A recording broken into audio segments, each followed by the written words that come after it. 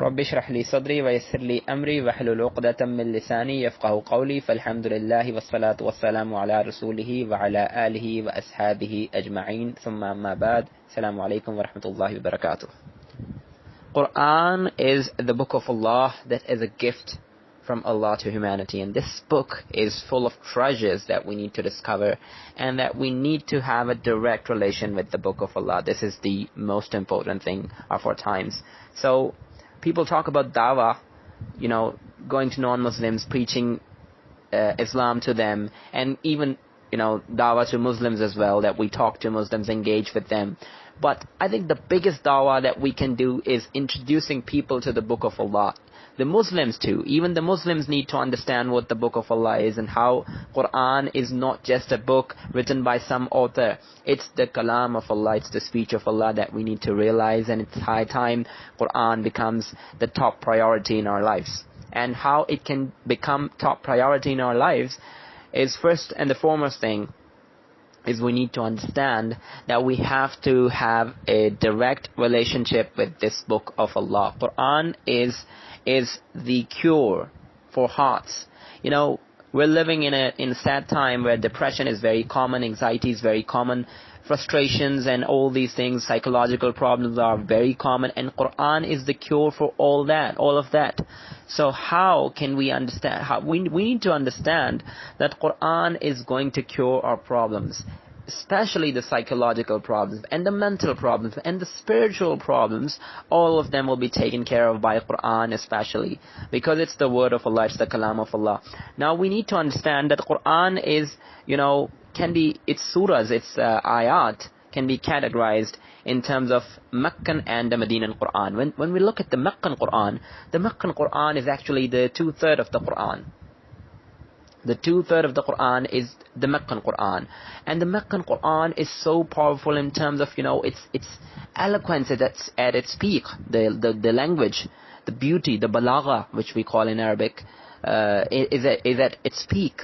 And, the ayat are shorter, but the power they carry, the eloquence they carry, it's amazing. It penetrates into your heart. Also, the Meccan Quran, it focuses and emphasizes upon the ayat of Allah that you can see within yourself, and they are surrounding the ayat, the signs, the divine signs of Allah that are all around you. You just need to have a perspective. You just need to get a message that you need to understand who you are and how you have to see and observe the universe around yourself, and also look into your own creation and think about all of that, and then connect yourself with the highest power, that is Allah subhanahu wa ta'ala himself. That is how we need to approach. And the Meccan Quran teaches us just that, and with so beautiful language that we can only say that this has come from no one else but Allah himself.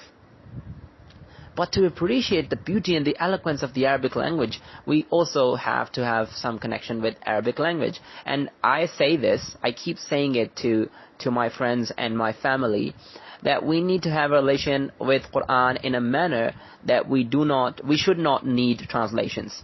We need to get rid of the translations. We need to be able to connect with the book of Allah ourselves. This is the least we can do in making and connecting with the book of Allah, that we get rid of the translations and have a direct conversation with Allah. When I want to have a conversation with Allah, I can read Quran and get the messages, and that's how we can talk to Allah.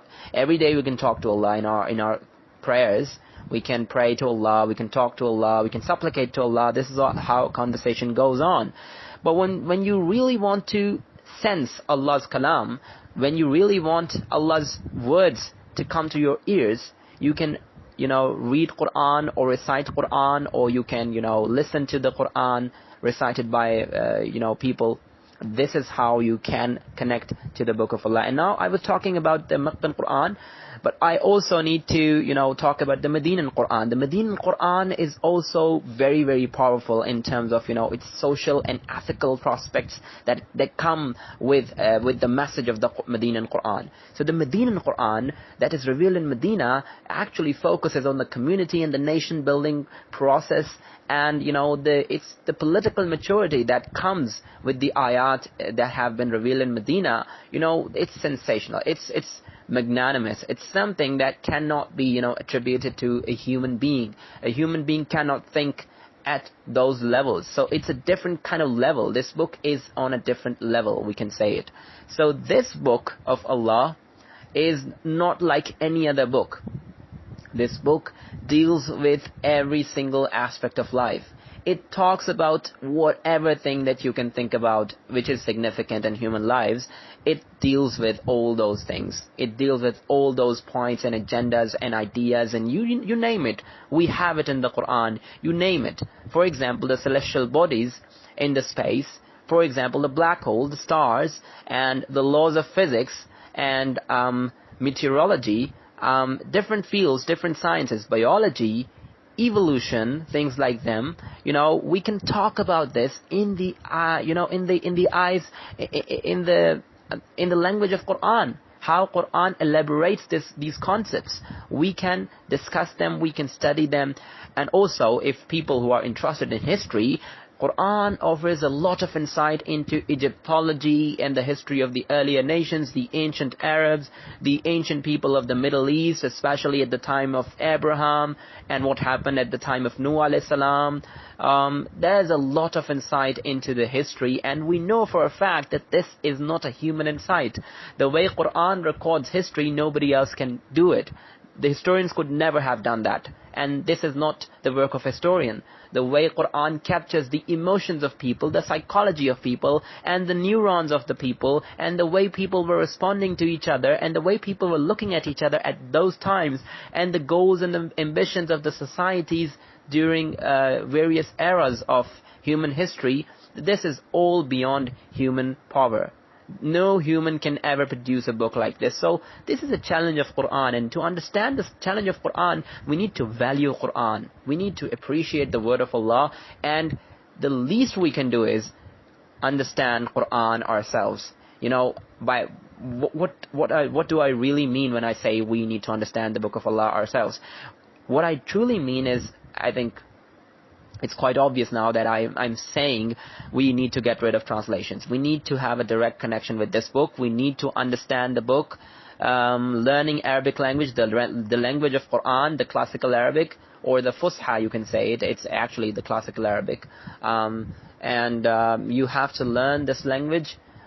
Go to the scholars, read, study, and dedicate yourself towards learning the book of Allah, learning the language of Quran, so that you get rid of the translation, and a direct relation between you and the Quran established, which is very much and pretty much in need of the hour at this time. So this is my message to all of you here listening this.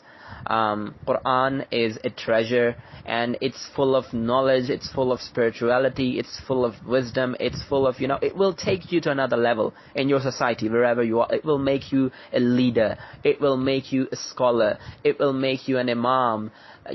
This is what can happen to you in your life if you start reading the book of Allah. You will become an expert in various, fields, in various dimensions of knowledge.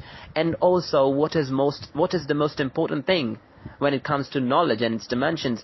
The most important aspect when it comes to knowledge and its dimensions is hikmah, is wisdom. And Quran is full of wisdom. It's a treasure of wisdom. So once you get connected to the book of Allah, you understand various situations, various times, and you become emotionally intelligent. You become emotionally intelligent. You know when to say what and what to say when, and where you should say it and to whom you should say it. This is all about emotional intelligence, and Quran gives you just that. It equips you with emotional intelligence. It equips you with empathy, it equips you with knowledge and its use in its applicability of knowledge and application of knowledge, and it gives you just that. It equips you with all these skills, and on top of it, as icing on the cake is the wisdom that Quran gives you.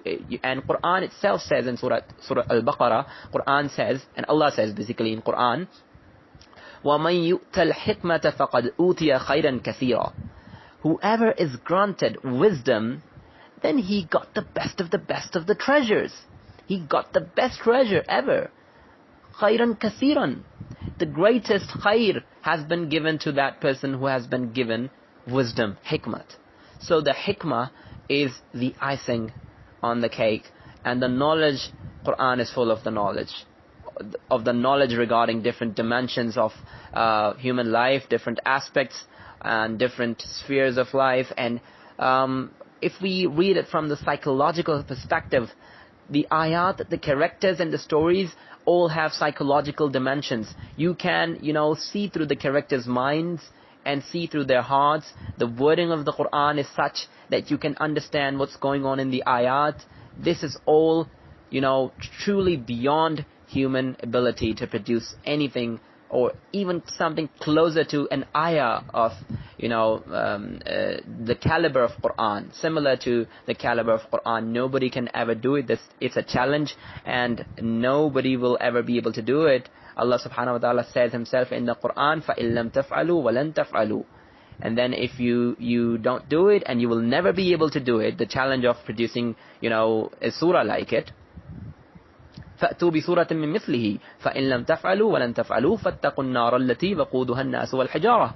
Then, protect yourself against the fire whose fuel will be humans and stones and rocks, So this is the challenge of Quran, and being Muslims, this is our responsibility to understand the Book of Allah and to implement the message of the Book of Allah in our lives, and not just in our individual lives, You see, the importance of Quran, basically, the Meccan Quran, it's all about spirituality, it's all about connecting to the real creator, and then, being able to connect yourself spiritually to Allah, and, condemnation of shirk, and all that stuff that can take you away from Allah. You have those firm bases through Meccan Quran. But the Medinan Quran is a great chunk of Quran. It's two-third is Meccan and one-third is Medinan Quran. So the Medinan Quran tells you about how societies are controlled, how societies ought to be governed in the name of Allah, and how the divine insight helps you understand how laws should be erected, how societies should be run, how family systems should be governed, how communities are, they can be flourished, how nations can be flourished, how political sciences should be extracted from Quran, how international relations can be extracted from Quran, how different nations can interact with each other and live in peace and harmony, which is the need of time. This is all, I being a student of international relations, I see it as a golden opportunity for scholars of IR, especially the Muslim scholars of IR, to extract this piece of information, this amazing treasure of knowledge, that is there inside the Book of Allah. We can extract and we can build our own hypotheses from using the ayat of Allah regarding the flourishing of human society, political communities, and how these can be flourished, and how political maturity can be exercised, and how laws regarding war and laws regarding just like we have international humanitarian law and international law as a subsidiary subject, we can have ayat of Allah supporting our hypotheses, regarding these, war laws and protection of civilians and non-combatants and all people, in war, and easing people's lives and providing them relief and easing their sufferings. This is all a concept that we can derive from the ayat of Allah, and we can exercise these concepts in our lives and make this world a better place, make planet Earth a better planet, than currently it is. It is pretty much possible right now for us to achieve, only if we connect with the Book of Allah. This is all I want, and on that note I leave. Barakallahu li wa lakum fil Qur'an al-Hakim wa nafa'ani wa iyyakum bil ayati wa dhikr al-Hakim.